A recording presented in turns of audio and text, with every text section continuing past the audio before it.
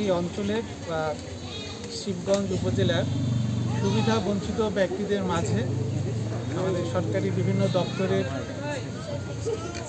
সহায় সামগ্রী বলবো আমি, যে আমাদের শুকনো খাবার, ঢেউটিন কিংবা নগদ অর্থ এই বিতরণের যে আয়োজন, সেই আয়োজনে উপস্থিত হতে পেরে সত্যি আমার খুবই ভালো লাগছে।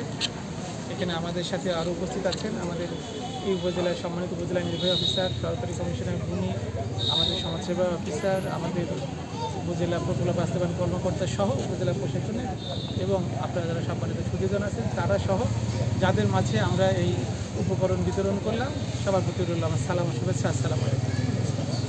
আমরা যে বিষয়টা বলার জন্য আসলে আপনাদের সামনে যদি কথা বলা, সেটা হলো যে সুবিধা বঞ্চিত লোক বা সমাজ থাকবেই, কিন্তু তারা যেন তাদেরকে নিঃসঙ্গ একা না ভাবে। তাদের পাশে আমরা আছি, আমরা বলতে সরকার আছে, উপজেলা প্রশাসন আছে, সরকারি বিভিন্ন দপ্তর তাদের পাশে আছে। যাদের এই আগুনে পড়ে যেয়ে হোক কিংবা বিভিন্ন কারণে হোক ক্ষতিগ্রস্ত হয়েছেন, তাদেরকে আমরা ইনশাল্লাহ সরকারি সহযোগিতা প্রদান করব।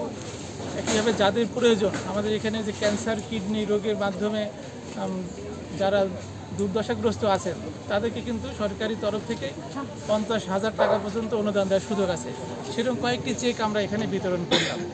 আমাদের সামর্থ্য হয়তো সেভাবে নেই 100%কে যদি আমরা দিতে পারতাম ভালো লাগতো, বাট এটা আমাদের একটা মেসেজ দেওয়া যে না, এরকম যারা একদমই ভালনারেবল গ্রুপ, যারা একদম নিঃস্ব অসহায়, তাদের পাশে সরকার আছে, সরকারি দপ্তর সংস্থা তাদের পাশে থেকে কাজ করতে। আমি আহ্বান জানাবো এই সরকারি দপ্তরের পাশাপাশি আমাদের মধ্যে যারা বিত্তশালী আছেন, তারাও যেন আমরা এইরকম জনকল্যাণমূলক কাজে যেন আমরা সম্পৃক্ত থাকি। আর সেই সাথে এই সকল উপকরণের বিতরণের ক্ষেত্রে আমরা ইনশাল্লাহ নিয়ম নীতি মেনে চলে আমরা দিতে পারি, যেন সেদিকে আমরা সচেতন থাকবো। যাদের জন্য আসলে এই উপকরণ বা এই অনুদান, তাদেরকে যেন আমরা দিতে পারি, তাহলেই সরকারের যে উদ্দেশ্য সেটা সফল হবে। আমাদেরও আমাদের যে দায়বদ্ধতা আছে, সেই দায়বদ্ধতার জায়গা থেকে আমরা ইনশাল্লাহ। তো আমি এই কার্যক্রমের সাথে যারা সংশ্লিষ্ট আছেন সবার প্রতি আমি ধন্যবাদ এবং কৃতজ্ঞতা জানাচ্ছি, এবং যারা আজকে উপকারভোগী হিসেবে এই সুবিধা পেলেন, তাদের প্রতি আমাদের অনুরোধ থাকবে আপনারা এগুলো ইনশাল্লাহ কাজে লাগাবেন। আমার বিশ্বাস করি আপনাদের এটা কাজে লাগবে।